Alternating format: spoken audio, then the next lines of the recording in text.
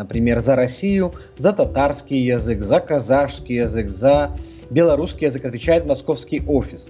А в московском офисе работают не американцы, работают наемные работники, россияне, которые, возможно, тоже поделяют эти шовинистические кремлевские взгляды. В рамках проекта «Реальные люди» мы беседуем с гостями о важнейших событиях, которые влияют на нашу с вами жизнь. На этой неделе компания Google ограничила возможность платного продвижения в YouTube.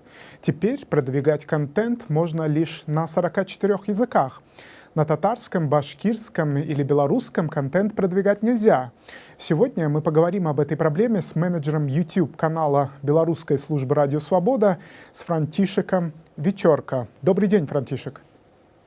Добрый день. В компании Google объясняет такой шаг необходимостью премодерации контента на предмет хейт-спича, то есть разжигания ненависти.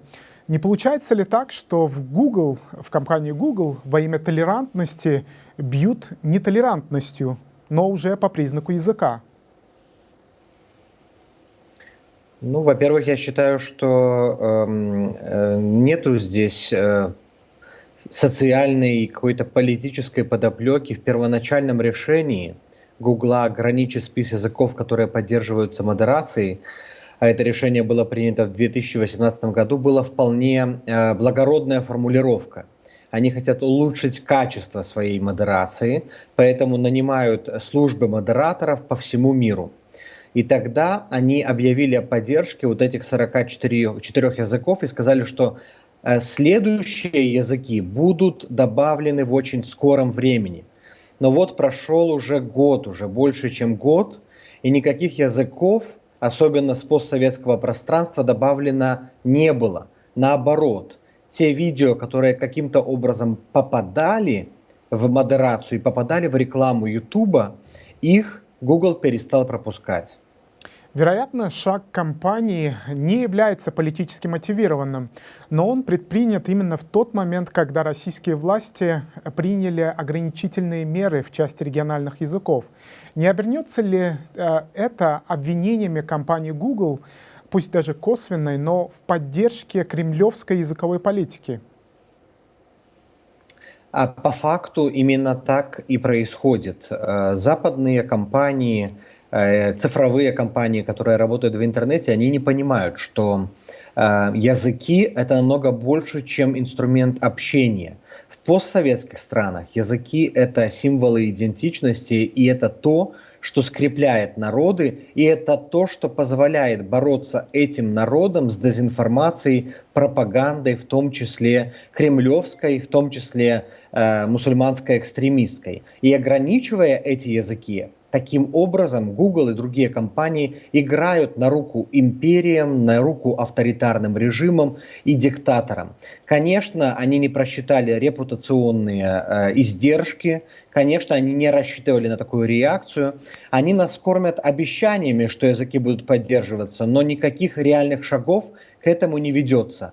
Они работают через центральные офисы в регионах, например, за Россию, за татарский язык, за казахский язык, за белорусский язык отвечает московский офис. А в московском офисе работают не американцы, работают наемные работники, россияне, которые, возможно, тоже поделяют эти шовинистические кремлевские взгляды. И когда доходит время до принятия решения в поддержку того или иного видео или языка, они, конечно же, встают против поддержки вот этих малых языков, где мало, как они говорят, мало клиентов и контента.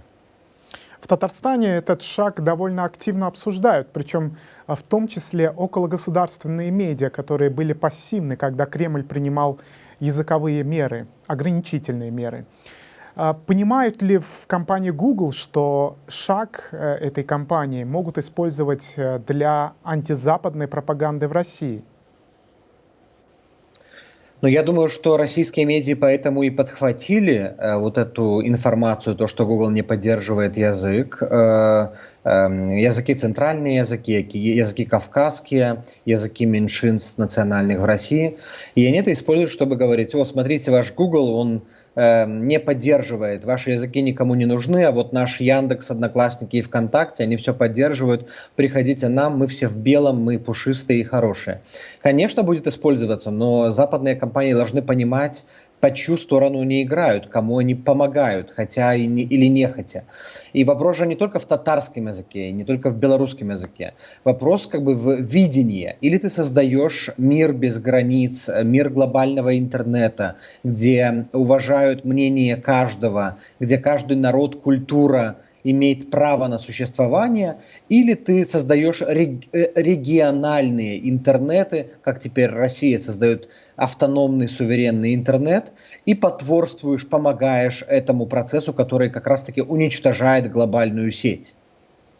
Есть ли у американских властей реальные рычаги влияния на компанию? Понятно, что Google — это не государственная структура, но все же. Нет никакого влияния со стороны государства на частные компании в США. И есть даже правило, что государство не вмешивается.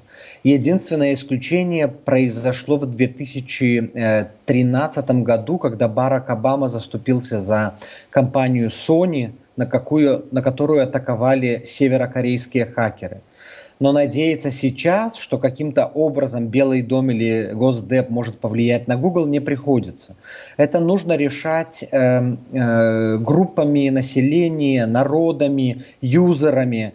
Нужно писать письма, нужно просить, нужно доказывать, что языки имеют значение. Неважно, сколько контента и видеороликов создается. И, конечно же, нужно пользоваться не только Ютубом, нужно создавать запросы поисковые на Гугле, на татарском, на башкирском, на белорусском, чтобы в статистике компании было видно, что пользователи существуют. А как делаем мы, обычные пользователи? Мы вбиваем в поиск по-русски или по-английски, не понимая, что в конце концов это играет на руку большому, в нашем случае, русскому языку, а белорусский и татарский просто не берется во внимание.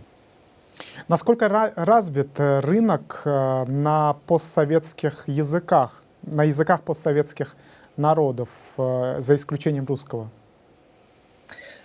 Кстати, очень интересно, что рынок языков и вообще популярность языков совпадает примерно с распространенностью этих языков на момент распада Советского Союза, что, кажется, прошло 30 лет, но на самом деле немногое меняется. Те страны, которые были русифицированы, как Казахстан или Беларусь, которая наиболее потерпела от русификации, начиная с 30-х годов, практически контента на белорусском не создается. Компании, агентства и частные блогеры выбирают русский, потому что они могут таким образом монетизировать и заработать деньги. А те культуры, например, кавказские, азербайджанские, армянские, грузинские, где население в странах продолжало использовать свои национальные языки, и Кремль какой-то, более мягко относился к этим народам, там сейчас YouTube процветает, и Google эти языки никаким образом не ограничивает.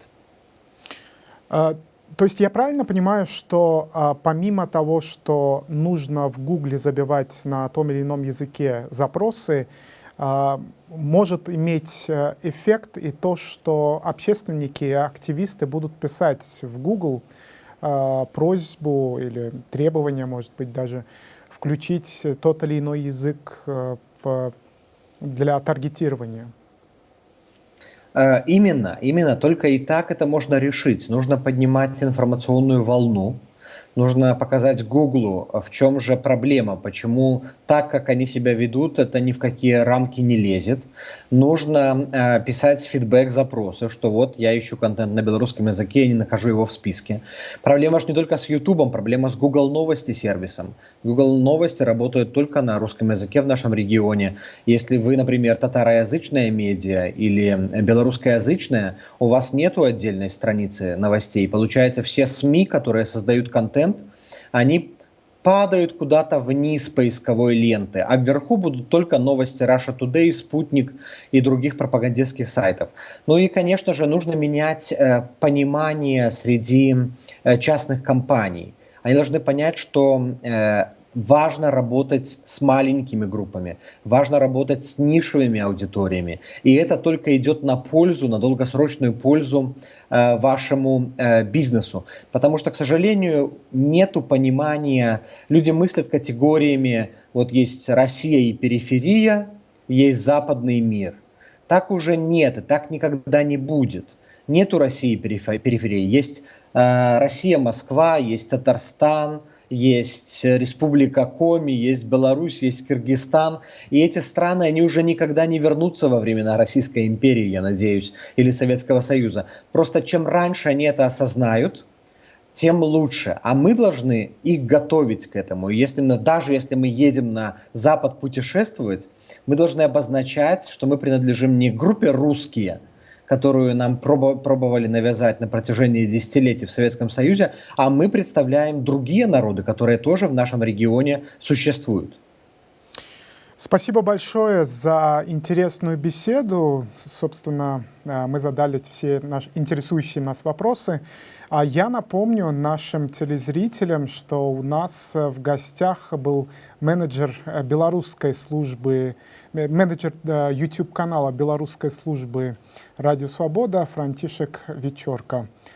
Смотрите наши видео на нашем сайте idelreal.org, а также на наших страницах в соцсетях. До новых встреч!